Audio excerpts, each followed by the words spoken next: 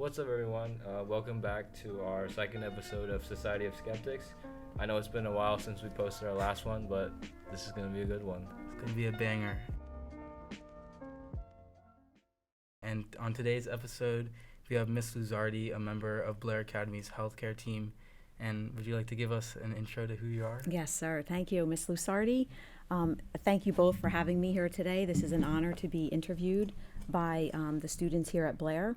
And I would like to just say thank you for that, taking the time and effort that goes into making this video.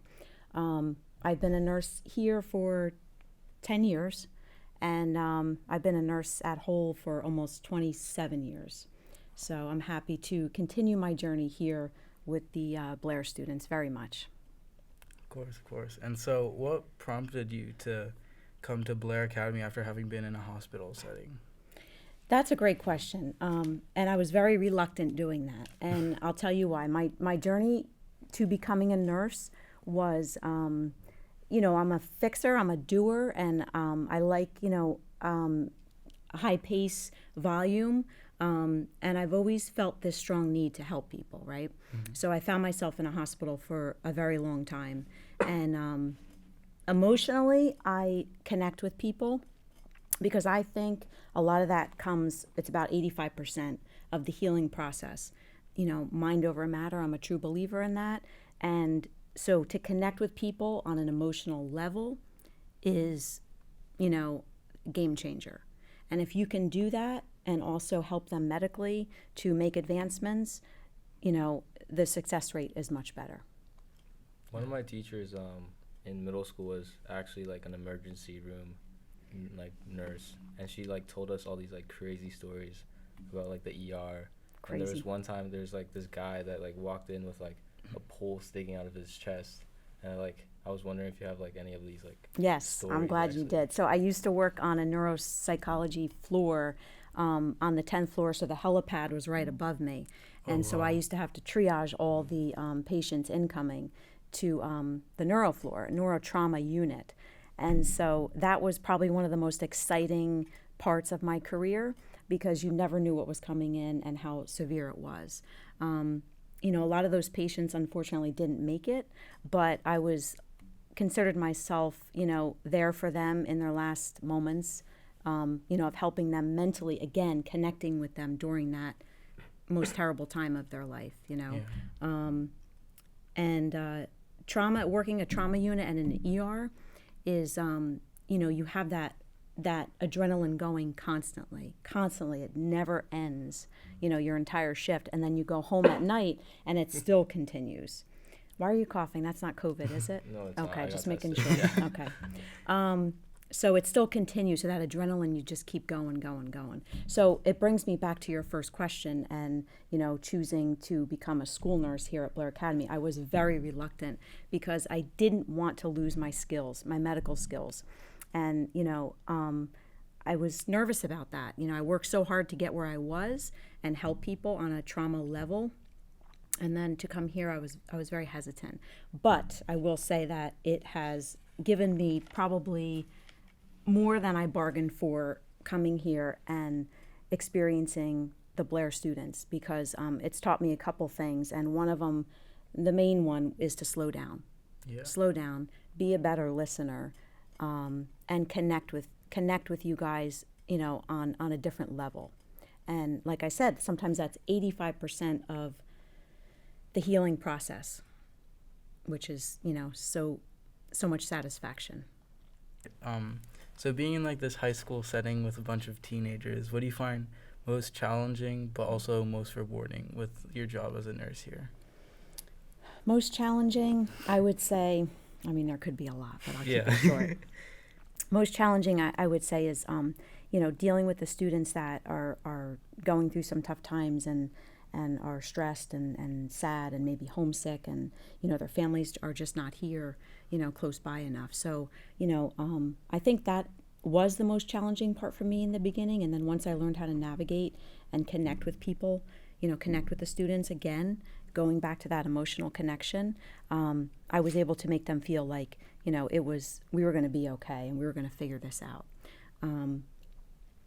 I think that was the most challenging in the beginning for me. But now that we've adapted and I figured out how to navigate with that, you know, it's been much better for them and for myself. The most rewarding is, I'll say this over and over again, is seeing you guys at your worst. You know, your coaches, your teachers, you know, everybody outside of the health center on campus sees you at your best, you know, 95% of the time, I'm sure. And when you walk through that health center door, it's like, I don't know, like the shield comes off and you guys are just completely exposed, whether, you know, emotionally, physically, whatever's going on. And so, you know, sounds terrible, but that's kind of the best part for me because I'm seeing you at your fine, you know, your truest colors. And so it's my job now, again, to bring you to point A to point B and fix whatever's going on in between.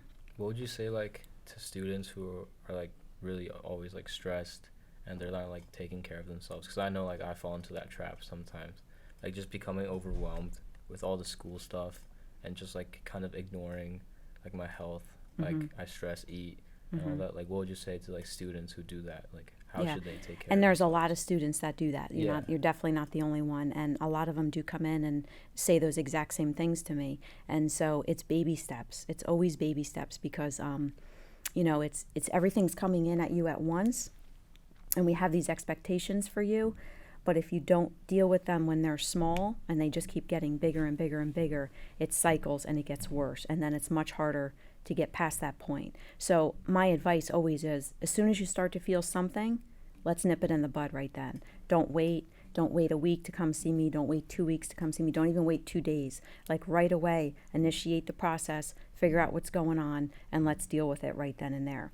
You know, a lot of it is, right, lack of sleep, stress, overload, schoolwork, your demands, you know, on campus. But if we break that down, which I've done many times with many students, if we break it down and start very small, sometimes really you only need about 20 minutes to just debrief and map things out and figure them out, talk about them. You know, look at me, let's figure this out. 9 times out of 10, we're good to go. And yeah, there's other cases that are a lot stronger than that and harder to deal with. But for the most part, we can nip it in the bud. But the key is not to wait. Food is a huge component in all of this, always. And, you know, the sugar consumption, the lack of sleep, you know, the dehydration, nobody's drinking enough water. You know, I think the wrestling team is probably the only ones that actually consume the amount of water they're supposed to consume. I drink like 1 bottle a day just from the dining hall. You know, so you take your weight and divide it by 2, and that's how many you know, ounces you should be having every day. I'm not drinking that much.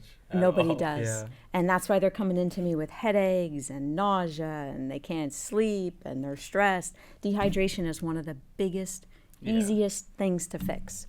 And you just forget. It's hard because like the water machine is like on the first floor. And Yes, then we live on the 3rd floor, so like you we're have on to the walk 3rd all floor the way of Freeman. I hear to that get a lot. I hear that a lot. And maybe we can change that at some point because students do mention that to me, that it's not convenient to go somewhere and fill up your water cooler. Yeah, And if you're not coming in the health center every day, there is a water cooler there, but you're not coming in every day. You don't have access to it. I just like grab like whatever's in my fridge at that point and then just like drink it. Which could be an old is, like, stale soda really or bad. something not good, or an Like energy iced tea, drink. Yeah. I mean, do we shakes. even want to touch on energy drinks? Oh, my God. I I've know had my fair people- share of energy drinks already this year. I actually haven't had any.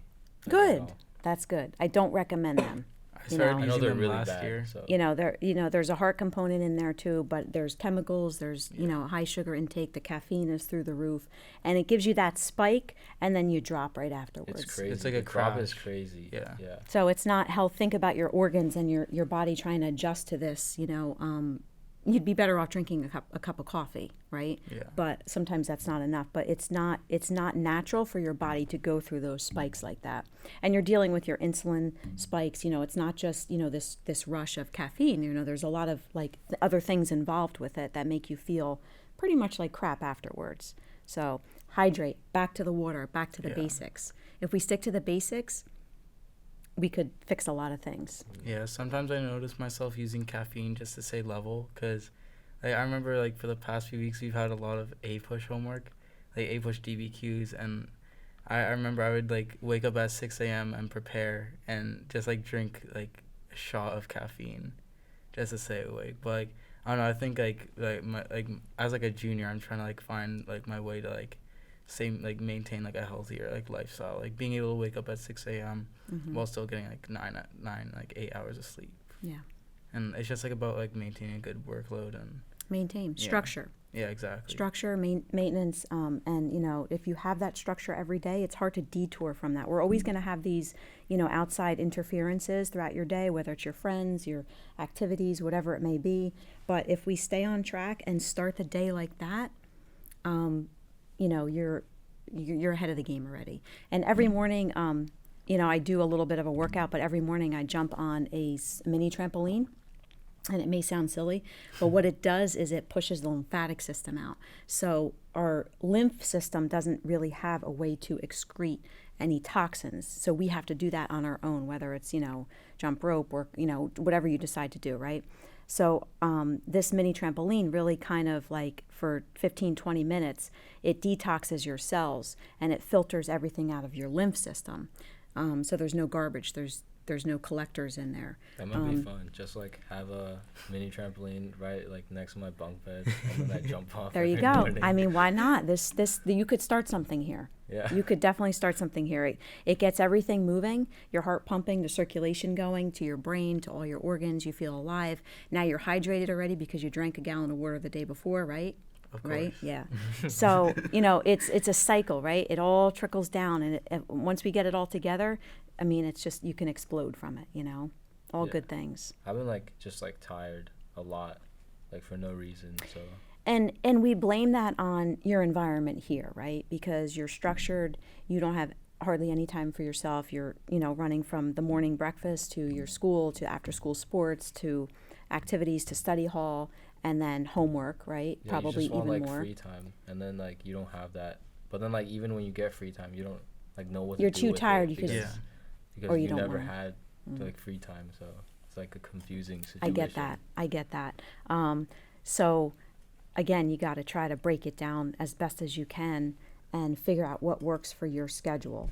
You know, and it doesn't have to be anything big, right? You know, it could just mean, you know, walking around, you know, doing a loop around the campus, you know, or going down to the waterfall and just kind of debriefing a little bit. And that might sound like work too, but you know, sometimes that little change in your structure gives you that energy that you need to kind of push through the rest of your day. But I'm telling you, hydration is huge, and if you just change that thing right now, you might notice a huge difference by the end of the week. Yeah. Today's Monday, so I want to report. Water, You got to drink water. I'll update we'll you. update you. We'll walk into the house. I want an update by Friday. Yeah.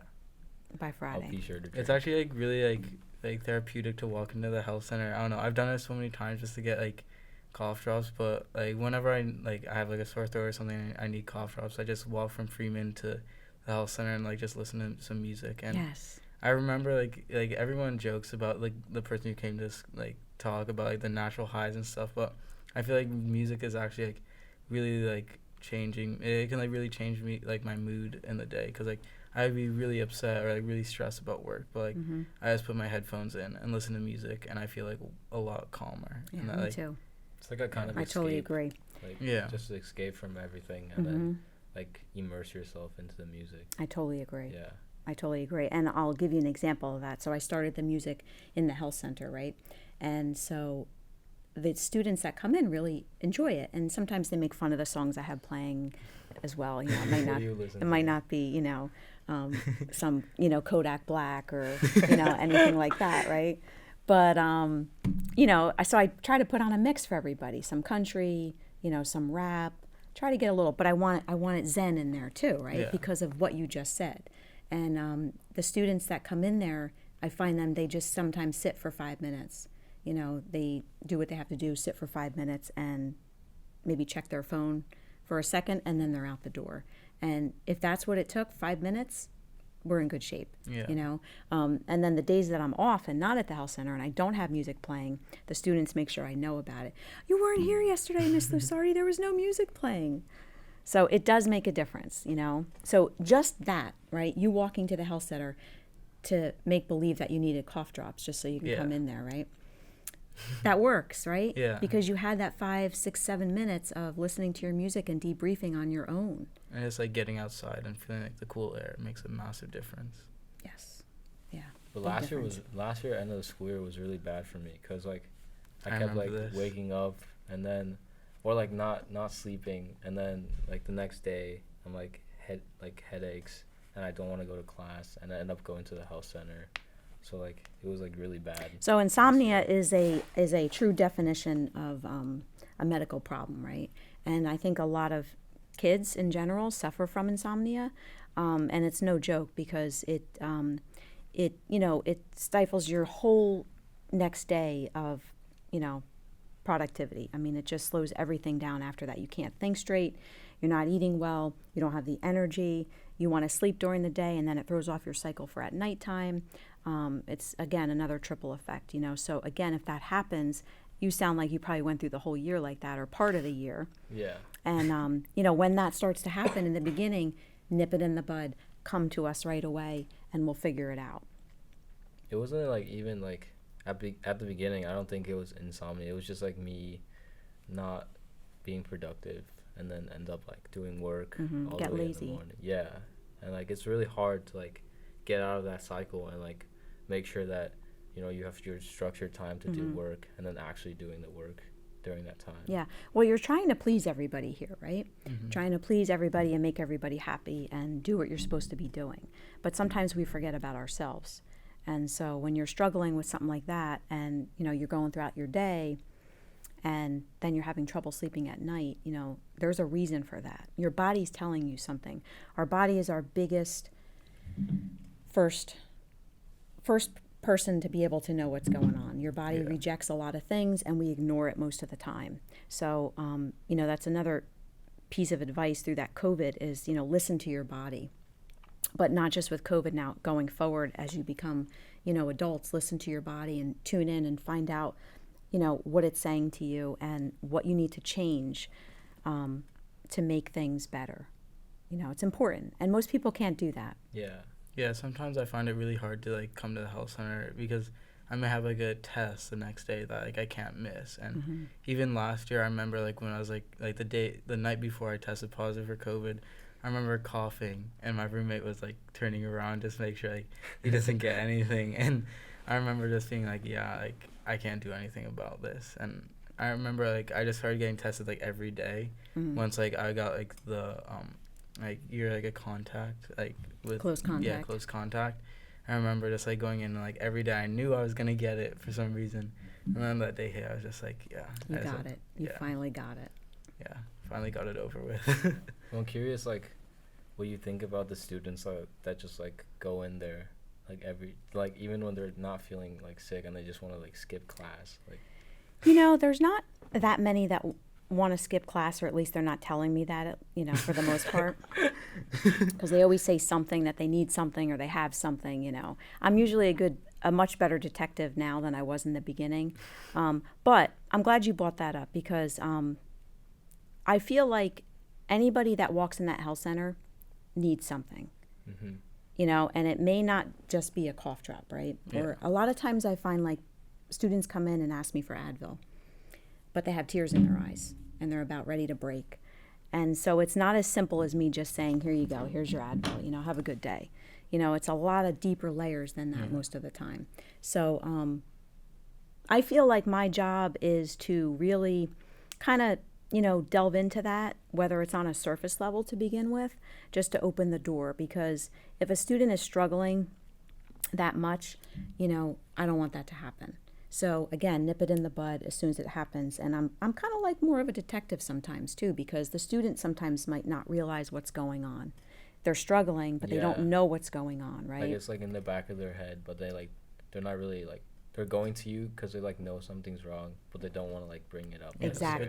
Exactly. They don't want to address it. Maybe it's just in their subconscious and they're not too sure how to talk about this. So again, I always go back to connecting with them on an emotional level is so important because it will bring things to the surface a lot sooner, than later, because the longer you wait, the harder it gets, So if we can nip it in the bud early, our chances are good. And I feel like my job is to make sure that those students leave the health center doors and enter that parking lot with no weight on their shoulder and a clear conscience that we have a plan, we know what we're going to do, and your day is going to get better from here. And if I didn't do that, then I failed, and I don't like to fail. Yeah. I don't think anyone likes to fail. It's terrible feeling. I remember I came back, it was actually like a few weeks ago, I came back from absolutely bombing like an AP Lit quiz. Like I did terrible on it. And then right after the quiz, I just went to the health center, got some cough drops, and I don't know, I just felt a lot better. Like it was raining, I had my AirPods in my ears, and how many cough drops have you taken? Yeah, I'm wondering that too. I got to start keeping track in this health center here. Yeah, every time have Leo a chart comes next in, to your knee. But I distribute it to all like the sick boys of Freeman. Oh, you give them out. Yeah. That's nice of you. Yeah, I just have like a little like cubby in my room. That's good. Wait, you keep then your then they cough won't come and see Yeah. me. That's even better. I've never seen like What? They're like on my desk now. Oh. Just come in. I'll give you some. Like you have a cough Well, already. I think he needs them because he's I been need- coughing on me Yeah. this whole interview here. I was trying to stay over. I was just curious, like, I was gonna talk about like in the beginning when you were talking about your nurse career, like before coming to Blair. Like I always wondered like the people who like see, like like the people that come in that are like really injured or like close to like the end, and you're the last person they see. Like what like kind of effect does that have on you? Like I know you said like you like being like the kind of like hope, I guess, for them. Yes. But like I feel like it also has like incredibly stress on you as well, just like knowing that you might be the last person they see. Yes, that's a great question. I'm glad you brought that up. Nobody really has ever touched upon that with me before.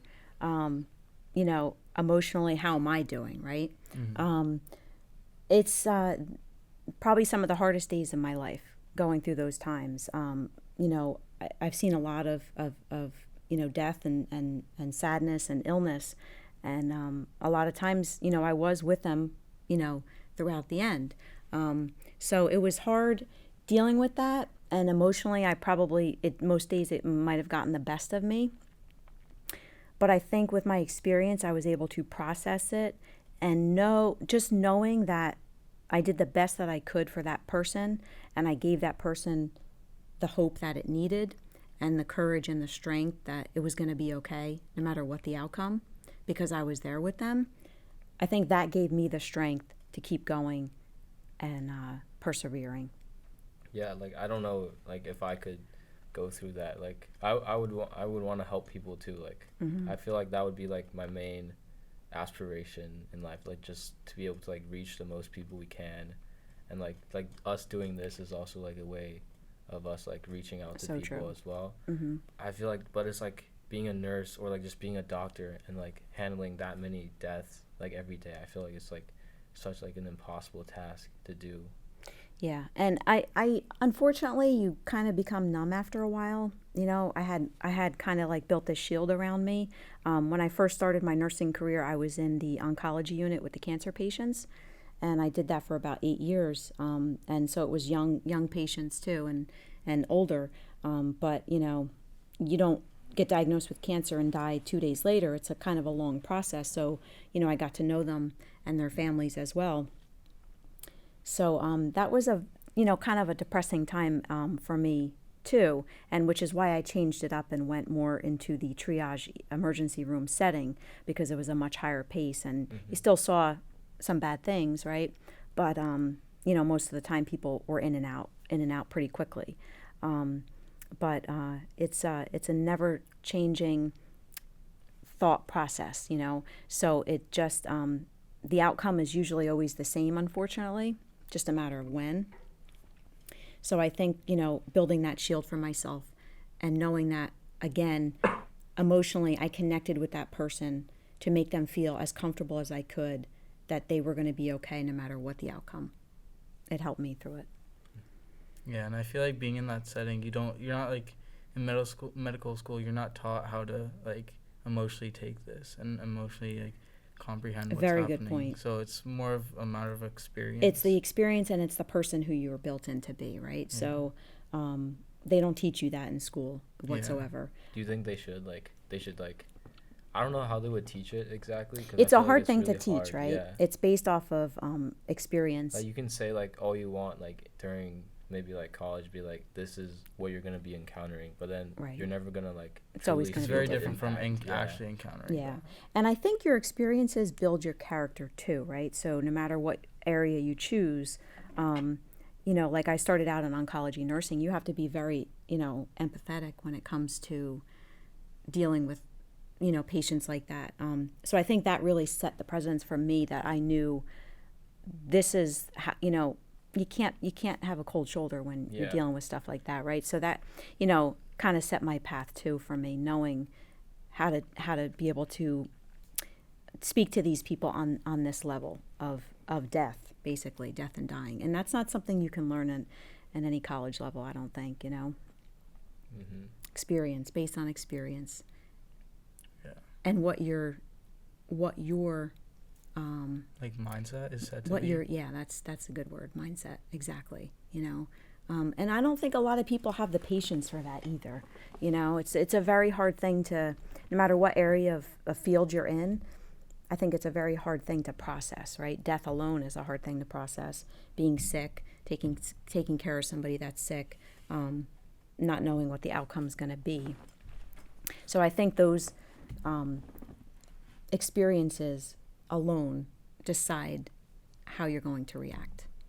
Yeah, I think it makes you a stronger person too, because like I notice like myself, like on default sometimes I just ignore like the things happening in my life. Like That's easy. it's like really easy to ignore what's happening, like the problems that are happening, but I think facing it like hands on is like very strong and very powerful. Yeah. And when it's in front of you, you have no choice, right? Yeah. So these patients have always been in front of me. When a student is standing in front of me and, you know, they are broken, you know, physically they broke something, mentally they're broken. Now it's my turn. Like now it's my time to fix this. I have no choice. I can't think about it. Yeah. I have to move, right? That's why when there's an emergency on campus here, I'm the first one there, because I miss that portion of, you know, being in the hospital, and I really do miss that, you know. Would you ever go back? Like. I probably would, although I'm getting older and slowing down a little bit. I would definitely go back, no doubt about it, because you know, the medical field will never change. It's always going to be there, right? Yeah.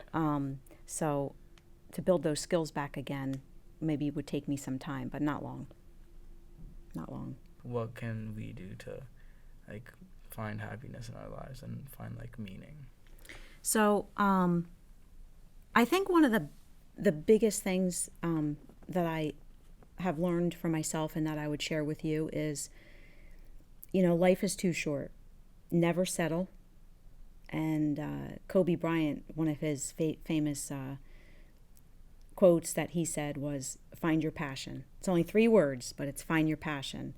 And if you can find your passion and go with that, your life will be fulfilled. You know, what gives you that drive? What makes you excited every day?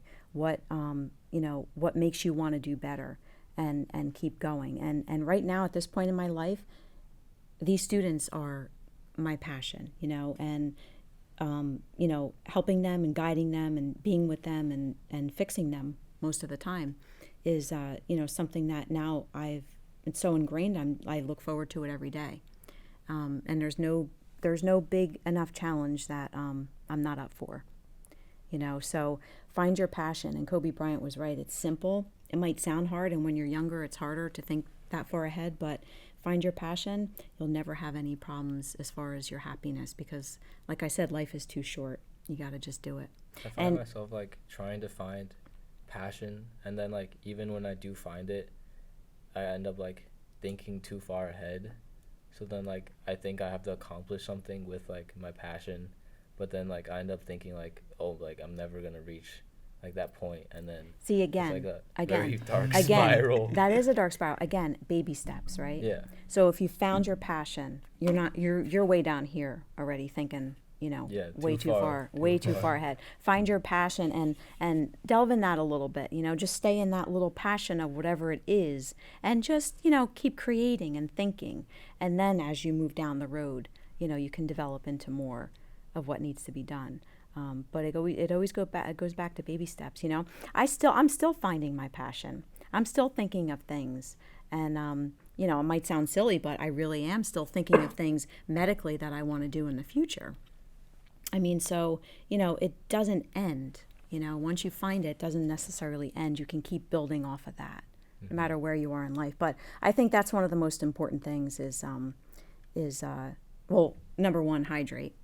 Okay, I want all the Blair students on this campus to start hydrating. Okay, we got to see the difference, and you'll feel the difference, and it'll be amazing. I promise you. I'll start telling everyone to bring those gallon jugs out. Yeah. Yes. You should start selling them outside the health center. Yeah. Yes, that's a great idea. It's a great idea. But if we could just start with baby steps and take care of ourselves and get the sleep we need, low sugar diet, low sugar, low carb diet, increase our immune systems. Every time you have a little bit of sugar, it lowers your immune system tremendously. And it only takes a little bit. And sometimes when you add everything up throughout the day, I think we're only supposed to have 24 grams of sugar in 24 hours. Whoa. I don't know about that. And that's a hard number to process, right? There's usually 36 grams of sugar in one drink. Yeah, one small Coke. Even some of those smoothie drinks that have tons of sugar. Year, those smoothies were killer. Yeah, it's terrible. So if we could just become more mindful of that, hydrating and with water, no energy drinks, stuff like that, and a no sugar diet. The headaches will go away, the fatigue will go away, your drive will be back, you'll feel more energized. I mean, you'll be busting around this campus like nobody's business. What about eating after 8 o'clock, or just eating after study hall? I'm so glad you brought this up. I eat a lot right after study hall. Yeah, so that's bad, and I'll tell you why. So everybody's body is different, right? So I'm speaking from experience for myself. So have you heard of intermittent fasting? So intermittent fasting is where you pick a window of eating only, right? I think my mom does it. She probably does. So 6 hours or 8 hours, right? So typically people start in an 8-hour window. So you're only going to eat from 12 o'clock till 8 o'clock, and then nothing after 8 o'clock at night. So there's a lot of benefits to this, and we can talk about this further. I don't want to make you look like you're yawning a little bit. You all right? I was up at 6 a.m. I haven't had any caffeine, you need an energy and I had a test this morning. I think that's the third time I saw you holding in a yawn today. Really? Yeah, I had a math test. No, I swear. I was Give up at this 6 guy an a.m. energy drink. Struggling through my math test. How much water have you drank today? I don't even think I drank a cup of water. See, this is what I'm talking about. This is so bad. This is so bad. You know how much I've had so far? How much? A gallon. No. 1 gallon. Not even close. Yes, that's a so big much gallon. Water. Yep, like a milk jug. I can't even imagine. I know so many athletes that just don't drink water, myself included. Even during practice, I just don't drink water. Why? I don't know. Is it not? I don't feel thirsty. I don't know. People say I'm so thirsty after working out, and I just don't feel. I'm always I just dying don't feel of that thirst. thirst. That also could be another symptom of dehydration too. Probably. That's probably it. I think it is. But real quick, let me get back to the intermittent fasting because it's not about intermittent fasting has so many layers to it, and there's a lot of science behind it. So what it does is you reach your point of autophagy, it's called. So what that does is it detoxes your cells. So the standard American diet is feeding yourself, right? Every 2 hours you should eat, keep your metabolism going. And I'm not necessarily saying that's wrong for some people, but in the research that I've done, what it does is it gives your body a break. So instead of constantly feeding it, you're allowing your body to rest and your cells to regenerate. Because if we're constantly feeding it, it doesn't have any time. It just keeps working. Everything keeps working. All our organs, right? Digestion and everything else. So if we give that 10-hour gap of nothing, if you're doing a fast, 12 hours, sometimes 24-hour fast, it really allows yourself to shed anything toxic that's in your body. And it brings you back to the lymph system, which helps, filter it out. But I think that when I do that, I'm at my best. I'm at my prime, and I feel the best. I feel the most energy. My brain is sharper. I don't have any brain fog, which happens a lot too, I think, with you guys. You know, Yeah, definitely. I definitely right? The feel brain that. fog is just, like, huge. blank out a lot. And that's a legitimate thing. Brain fog is a legitimate thing. Yeah, I found myself like I'll be thinking about something I want to do, like something I need to look up, and then like when I'm about to look next it up, second, I it just forget what I'm like. that happened to thinking me about. yesterday. And I you're was too young for trying that. to do something and I completely forgot. Dude, that freaks me out so much. Like, I just like. So if sit you're there saying and this now, could you I'm, like, imagine so when you're confused. 60, 70 years old, what's going to happen? Oh my god. So, brain's gonna be so we dead. got to fix this problem Yeah, now. right now. I gotta start Right drinking now. water and not eating. You need to start hydrating, Yeah. definitely.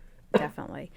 So, that's something to think about too, and Definitely. a lot of people make the mistake of, they're doing their fast and then they reintroduce with, a sugary drink or something sugary to eat, which completely defeats the whole purpose because you just detoxed everything out of your body. Yeah. That's bad.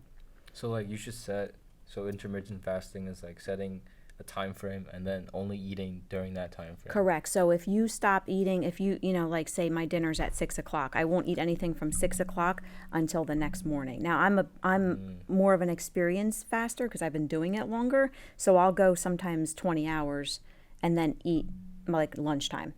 Like only lunch and Yeah. then you'll fast for the rest. Yes. Oh my god. Yeah. I think that's what my mom does. Yeah. Yeah. It's awesome. I couldn't even imagine doing that as So- a junior boy. And well, there's and I don't necessarily want you to start doing that, Yeah. right? And if you do start doing it, I want you to start off slow. So Like you would do moderation. moderation. So you would do like you would eat in a 8-hour window, so you can eat as much as you want, preferably better choices of food, but as much as you want, only in your window. The fasting part is where your cells regenerate new growth, and that's where you're detoxing. So again, it increases your immune system. You're less susceptible to catching colds and viruses. We were like sitting ducks before this COVID came out. We were like sitting ducks.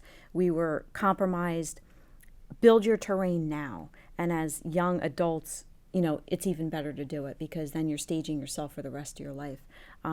But if we build our terrain now, we'll be more prepared, for down the road illnesses, any viruses, bacterias, and it's not only good for, in case another virus comes out, it decreases the aging process, which is huge, right?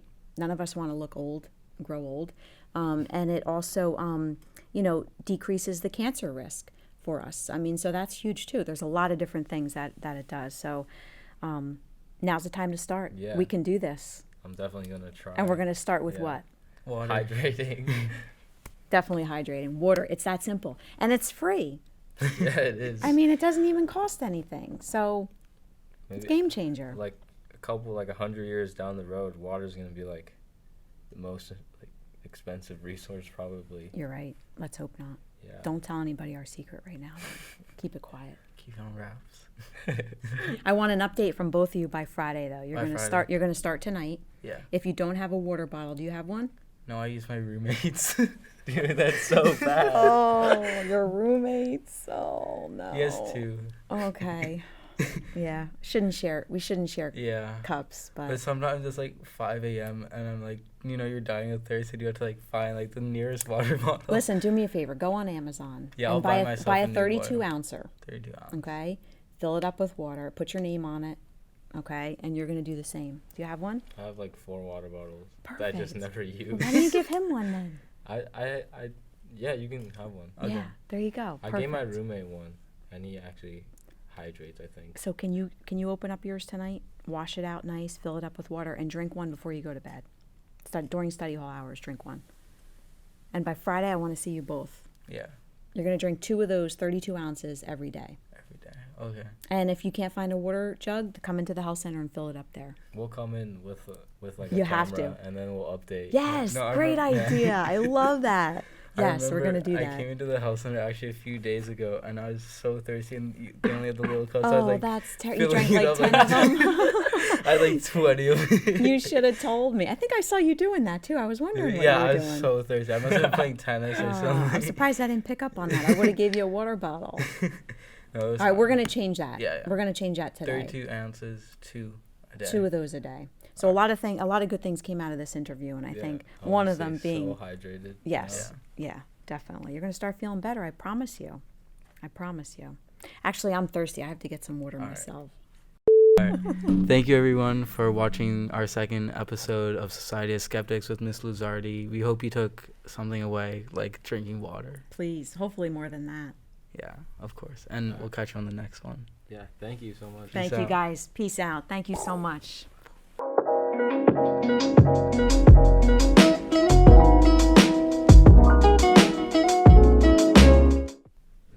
Oh, I hope this is coming out good. I think this is gonna be like great. Yeah, I think so too. I know. I agree. Well, because it's me. That's why. Yeah, of course. Exactly. Make sure you cut that part out. Dude, oh my god. I've been holding in this cough for so long.